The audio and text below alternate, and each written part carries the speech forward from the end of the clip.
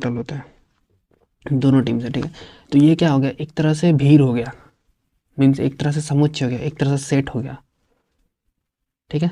अब कहता है गणित में भी हम विभिन्न संग्रहों की चर्चा करते हैं, इसी तरह से आगे बनाता है, मीन्स आगे और भी उदाहरण लेते हैं। जैसे कि उदाहरण प्राकृतिक संख्याओं का संग्रह, बिंदुओं का संग्रह। प्राकृतिक संख्या का कहते हैं कि गिनती की संख्या समूह को प्राकृतिक संख्या कहता है।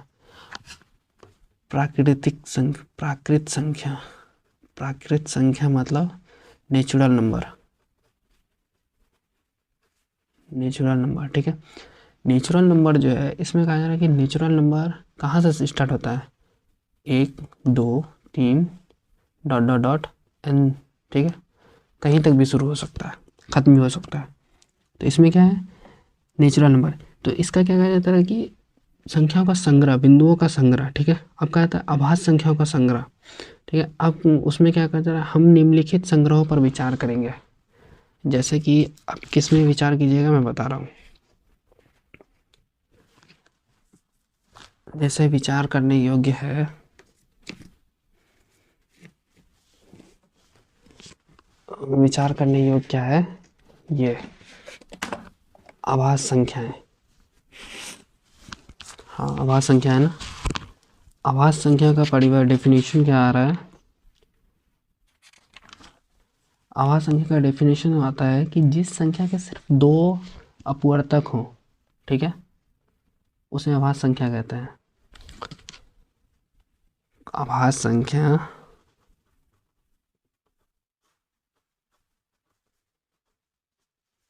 इसका 2 ही फैक्टर हो, जिस संख्या का सिर्फ 2 ही अपवर्तक हो,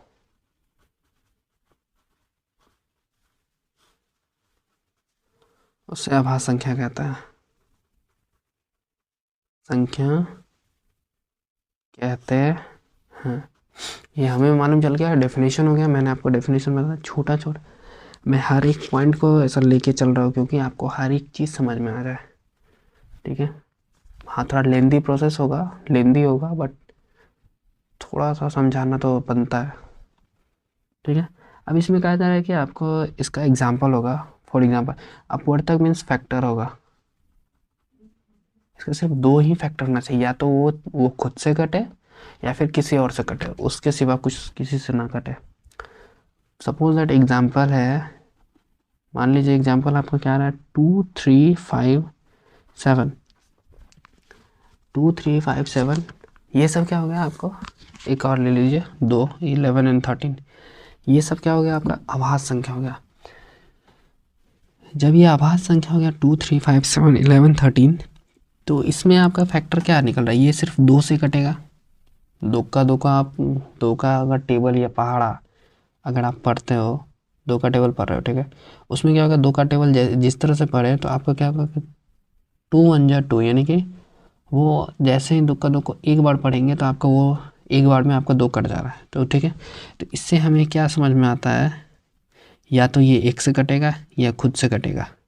2 को एक बार पढ़ेंगे 2 होगा, 1 को 2 बार पढ़ेंगे 2 होगा। तो ये हुआ इसका अपवर्तक, ठीक है। अब कहता है विशेषता, हम निम्नलिखित संग्रह पर विचार करेंगे।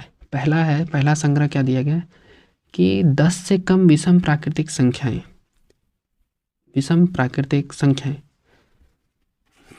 क्वेश्चन नंबर 1 है 10 से कम विषम प्राकृतिक संख्याएं, प्राकृत संख्याएं हो गया 1 3 5 7 एंड 9 ... कुछ भी है, बहुत सारा नंबर होता है, n नंबर तक है। तो इसमें कहा जा रहा है कि पहला नंबर जो आपका उदाहरण लिया गया कि 10 से कम विषम प्राकृतिक संख्याएं या फिर प्राकृत संख्याएं, जो भी बोलिए आप, वो प्राकृतिक संख्या। तो हमें मालूम है कि प्राकृत संख्या किसको कहते हैं, गिनती की संख्या समूह को प्राकृतिक संख्या कहता है या प्राकृत संख्या कहता है। तो गिनती की संख्या समूह कहाँ से होता है, गिनती मतलब 1 2 3 4 होता है, बट इसमें क्या है कि विषम संख्या, विषम मतलब जो कि 2 से पूरा ना कटे, उसे विषम संख्या कहते हैं, मीन्स ऑड नंबर कहते हैं, ठीक है। विषम को हम इंग्लिश में क्या लिखते हैं, ऑड नंबर, और विषम मीन्स ऑड, संख्या मीन्स नंबर, ठीक है। ऑड नंबर, सम संख्या को कहते हैं, सम संख्या को कहते हैं इवन नंबर, ठीक है। इसमें कहते हैं 10 से कम विषम प्राकृतिक संख्या है, मतलब 10 तक जाना है आपको, लेकिन उससे कम लेना है, 10 नहीं लेना है, 9 तक लेना है, ठीक है। विषम संख्या क्या आएगा, 1, 3, 5, 7, 9, ये सब आएगा विषम संख्या। क्यों आएगा, क्योंकि ये 2 से पूरा पूरा कटेगा ही नहीं। जब भी करेंगे 2 से तो 1.5 होगा, 2.5 होगा, 3.5 होगा, यहाँ पे करेंगे तो 4.5 होगा, तो इस वजह से, ठीक है। अब कहता है सेकंड नंबर, आपको कहा जा रहा है सेकंड नंबर, भारत की नदियाँ, Indian river, sorry Indian reverse मतलब बहुत सारी नदियाँ हैं ना,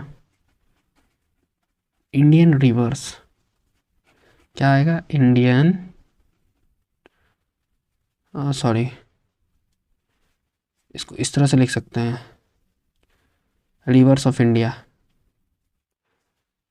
भारतीय नहीं है ना, तो यहाँ पे ऐसा कर सकते हैं, रिवर्स ऑफ इंडिया, भारत की नदियाँ, रिवर्स ऑफ इंडिया। इसमें क्या है कि नदी, मतलब आप एक चीज़ बताओ कि भारत में कितनी नदियाँ हैं, एक नदी तो है नहीं, बहुत सारी नदी हैं। तो जैसे ही झुंड, मतलब बहुत सारा, कोई भी चीज़ होता है बहुत सारा, एक नहीं बल्क में कोई चीज़ हो, उसी चीज़ को आप इसमें सेट में आप शामिल कर सकते हो, उसी चीज़ को कहा जाता है सेट, ठीक है। सेट थ्योरी उसी में आता है, या फिर उसी को कहते हैं सेट थ्योरी, आप इतना ही समझ लो तो आपको समझ में आएगा कि किसको कहते हैं, ठीक है। अब इसमें कहा जा रहा है आपको कि भारत की नदियाँ, उसके बाद है थर्ड नंबर, भारत की नदियाँ, सपोज दैट आप ये ले लो, पहला गंगा, यमुना, सरस्वती, नर्मदा, गोदावरी, कावेरी, ये सब क्या हो गया, इतना सारा नाम हो गया। अब इतना सारा नाम हो गया तो ये सब क्या हो गया, ये सब कितने हैं, सब भारत में ही है, अलकनंदा, ये सब जितने भी हैं सब भारत में ही है, कहीं दूसरे देश में तो है नहीं, सब भारत की नदियाँ हैं। तो भारत की नदियाँ तो बहुत सारी हैं ना, तो इसको कहते हैं कि सेट में, मतलब समुच्चय में। अब आता है अंग्रेजी वर्णमाला के स्वर,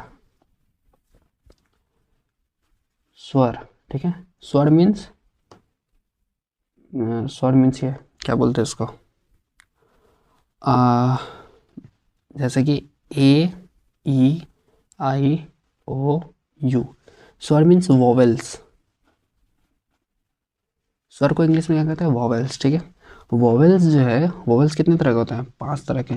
तो ए, ई, आई, ओ, यू, ये हो गया आपका, ये क्या हो गया आपका, स्वर हो गया। स्वर इन द सेंस कैसा हो गया कि ये भी क्या है, झुंड में है। अगर स्वर अल्फ़ाबेट मैंने वो भी लेना है, अल्फ़ाबेट में मैंने वो भी लेना है, मैंने क्या लेना है, क्या बोलते हैं इसको,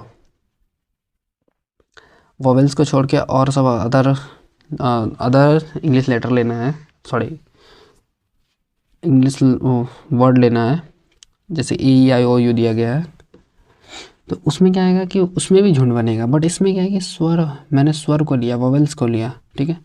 वोवेल्स में क्या आ रहा है, ए, ई, आई, ओ, यू, ये सब भी क्या है, सेट केस में है। अब आता है 4 नंबर, 4 नंबर में आपको क्या है, विभिन्न प्रकार के त्रिभुज, विभिन्न प्रकार के त्रिभुज, त्रिभुज मतलब ट्रायंगल,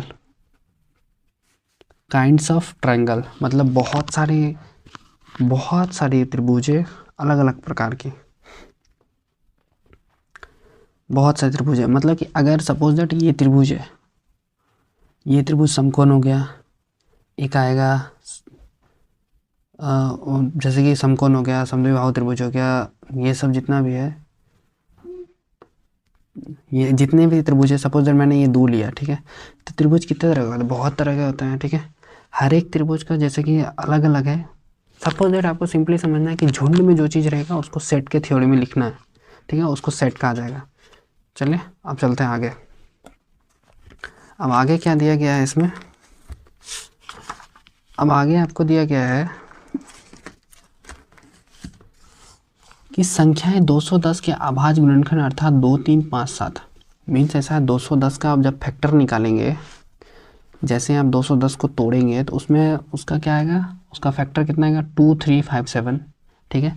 अब 6 नंबर है, समीकरण x² - 5x + 6 = 0 के मूल अर्थात 2 और 3 है, मतलब इसका आंसर क्या आएगा, 0 = 2 और 3 आएगा, ठीक है। तो अब इसमें क्या था, यहाँ हम यह देखते हैं कि उपयुक्त मतलब ऊपर में उपयुक्त मतलब ऊपर में जितना भी दिया गया है, ठीक है। ऊपर में प्रत्येक उदाहरणों में से वस्तुओं का एक सुपरिभाषित संग्रह इस अर्थ में है कि किसी वस्तु के संबंध में हम यह निर्णय निश्चित रूप से ले सकते हैं कि वह वस्तु एक प्रदत्त संग्रह में है अथवा नहीं है। उदाहरणतः हम यह निश्चित रूप से कह सकते हैं कि नील नदी भारत की नदियों के संग्रह में नहीं है। Means in the sense set theory समझाने का मतलब क्या है कि भारत की नदियाँ जितनी भी हैं, मैंने 5-6 गिनाई, उसमें से भारत की नदी में नील नदी नहीं आती है, ठीक है। तो जब नील नदी नहीं आती तो उसको हम क्या करेंगे, समुच्चय में नहीं गिनेंगे, ठीक है। उसके जगह पता है इसके विपरीत गंगा नदी इस संग्रह में निश्चित रूप से है। क्यों है निश्चित रूप से? क्योंकि गंगा नदी जो है वो भारत की नदी और भारत में नदी है, ठीक है। दोनों चीज़ समझिए, भारत की नदी और भारत में नदी है। अब कहते हैं हम नीचे ऐसे समुच्चय के कुछ और उदाहरण दे रहे हैं, मतलब कुछ और एक्स्ट्रा आपको ये मिल रहा है, एग्जाम्पल मिल रहा है, जिनका प्रयोग गणित में विशेष रूप से किया जाता है। पहला क्या है, चलो मैं आपको कुछ थोड़ा और भी समझा दूं। इसमें कहा जा रहा है कि आपको फॉर सम अदर एग्जाम्पल में आपको क्या कहा जा रहा है कि n प्राकृतिक संख्याओं का समुच्चय, अगर मैं कहूँ कि एक्स्ट्रा एग्जाम्पल दिया गया है,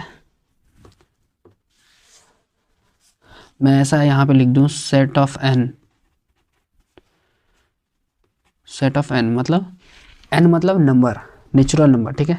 प्राकृतिक संख्याओं का सेट यहाँ पे दिया गया ना, प्राकृतिक संख्याओं का सेट। तो हमको किस चीज़ से डिनोट किया गया प्राकृतिक संख्या को? कैपिटल लेटर n में, ठीक है, कैपिटल लेटर n में। फिर पूर्णांकों का समुच्चय किस में आपको डिनोट किया गया? z में, ठीक है। थोड़ा लाइट का प्रॉब्लम आ रहा है। इन द सेंस आपको क्या किया गया? पूर्णांकों का समुच्चय z में, परिमेय संख्याओं का समुच्चय q में, सब जितना भी है। एक चीज़ आपको ध्यान में रखना है, जितना भी, अच्छा चलिए बताता, जितने भी लेटर मैं लूँगा इसमें सेट थ्योरी में, वो क्या आएगा? कैपिटल लेटर में आएगा, ना कि स्मॉल में आएगा, ठीक है। अभी आगे और भी बताना है तो फिर आपको समझ में आ जाएगा। उसके बाद वास्तविक संख्याओं का समुच्चय, रियल नंबर्स का अगर मैं सेट निकालूंगा तो उसको किस तरह से डिनोट करूँगा? कैपिटल R से। धन पूर्णांकों का समुच्चय, ठीक है, तो इसका हम किस में डिनोट करेंगे? Z प्लस में। धन परिमेय संख्याओं का समुच्चय किस में आएगा? Q प्लस में। धन वास्तविक संख्याओं का समुच्चय किस में आएगा? R प्लस में, ठीक है। अब कहा जा रहा है इन विशेष समुच्चयों के लिए निर्धारित उपयुक्त प्रतीकों का प्रयोग हम इस पुस्तक में निरंतर करते रहेंगे। मीन्स आपको उपयुक्त, इससे ये ऊपर में जो जितना भी दिया गया NZ QR Z plus Q plus R plus, इन सब का यूज़ दिया गया है बुक में, कि मैं प्राकृतिक संख्या दिया है तो आपको वहाँ पर लिख दिया जाएगा n प्राकृतिक संख्या है, ठीक है। उसमें से आपको सेट निकालना है उसका। मीन्स आपको प्राकृतिक संख्याओं का समुच्चय नहीं, सिर्फ n डिनोट किया जाएगा कि n लिखा रहेगा। अब कहा जा रहा है इसके अतिरिक्त विश्व के 5 सर्वाधिक विख्यात, अब एक चीज़ मैं आपको समझा दूँ, इस जगह पे एक पॉइंट दिया गया है। इसमें कहा जा रहा है कि इसके अतिरिक्त विश्व के 5 सर्वाधिक विख्यात गणितज्ञों का संग्रह एक सुपरिभाषित समुच्चय नहीं है, ठीक है। क्योंकि सर्वाधिक विख्यात गणितज्ञों के निर्णय करने का मापदंड एक व्यक्ति से दूसरे व्यक्ति के लिए भिन्न भिन्न हो सकता है, अतः यह एक सुपरिभाषित संग्रह नहीं है। मैं आपको एक चीज़ बता दूं, इसमें एक पॉइंट क्या दिया गया, क्या कि कोई भी पर्टिकुलर नंबर आप नहीं ले सकते। क्यों नहीं ले सकते? क्योंकि अगर आप कोई नंबर लेते हैं, जैसे कि 1 2 3 4 5, कुछ भी नंबर ले रहे हैं, ठीक है, वो नंबर क्या है? आपका प्रॉपर है। मैं आपको क्या कह रहा हूँ कि कोई भी नंबर आपको ये नहीं लेना है, क्या कहते हैं, पर्टिकुलर नंबर आप कोई भी नहीं ले सकते। तो उसका मैं आपको समझा रहा हूँ क्यों नहीं ले सकते। Particular number in the sense आपको क्या समझना है कि कोई भी व्यक्ति है, व्यक्ति विशेष जैसे कोई होता है ना, तो जो चीज़ आप वो एक समान आप कॉन्स्टेंट उसको रख नहीं सकते हैं, उस चीज़ का आप संग्रह नहीं कर सकते हैं। जैसे कि कोई भी व्यक्ति है, ठीक है, आज वो व्यक्ति किसी चीज़ में मार्क जो होता है, किसी चीज़ में अच्छा मार्क्स लाता है। सपोज दैट उसने अपने 10th के बोर्ड में 80 नंबर लाया, 100 में से 80 नंबर लाया, ठीक है। ऐसा तो ये फिक्स नहीं है ना कि वो अपने आगे वाले क्लास में 11th में 12th में या फिर आगे में वो कंप्रोमाइजली 80 नंबर ही लाएगा, कंप्रोमाइज़ करके भी 80 नंबर ही लाएगा, ऐसा तो है नहीं। या फिर ना भी कंप्रोमाइज़ करे तो 80 नंबर तो आएगा नहीं, या तो 80 से कम होगा, या तो 80 के अबव होगा, या फिर लेस होगा, या फिर अबव होगा। तो उसी चीज़ को यहाँ पे कहा जा रहा है कि विश्व के 5 सर्वाधिक, यहाँ पे कहा जा रहा है कि हम सेट लेते हैं, आपको ऐसा कहा जा रहा है कि मैं आपको एक सेट बनाने दे रहा हूँ। सेट बनाने के लिए क्या दे रहा हूँ, क्वेश्चन में आपको दिया गया है कि 5 सर्वाधिक विख्यात, मतलब कि विश्व में जो जितने भी मैथमेटिशियन है उन मैथमेटिशियन का जो कि मतलब पॉपुलर है, फेमस है, उन विशेष, उसी को कहते हैं सर्वाधिक विख्यात। फेमस जो होते हैं, फेमस मैथमेटिशियन का संग्रह कीजिए, 5 ऐसा लीजिए। तो हम उसको ये संग्रह नहीं कर सकते ना। क्यों नहीं कर सकते? क्योंकि उनका उस थॉट में अलग होगा, उनका अलग होगा। किसी का कांस्टेंट एक नंबर तो नहीं है ना, किसी का कांस्टेंट, सपोज दैट किसी का कांस्टेंट, अगर मैं कहूँ कि आप एक नंबर आपको लाना है, आपको जीतने के लिए एक नंबर आपको चाहिए, तो ये ज़रूरी थोड़ी ना है कि हर एक इंसान, अगर 10 इंसान को मैंने कहा कि एक नंबर लाना है, तो ये ज़रूरी थोड़ी ना है कि एक इंसान एक ही नंबर, 10 इंसान एक ही नंबर लाएगा, पर्टिकुलर एक नंबर लाएगा, ऐसा तो है नहीं। वो अलग अलग ही नंबर ला सकता है, कम भी आएगा, आधा भी नंबर आ सकता है, 0.5 भी आएगा,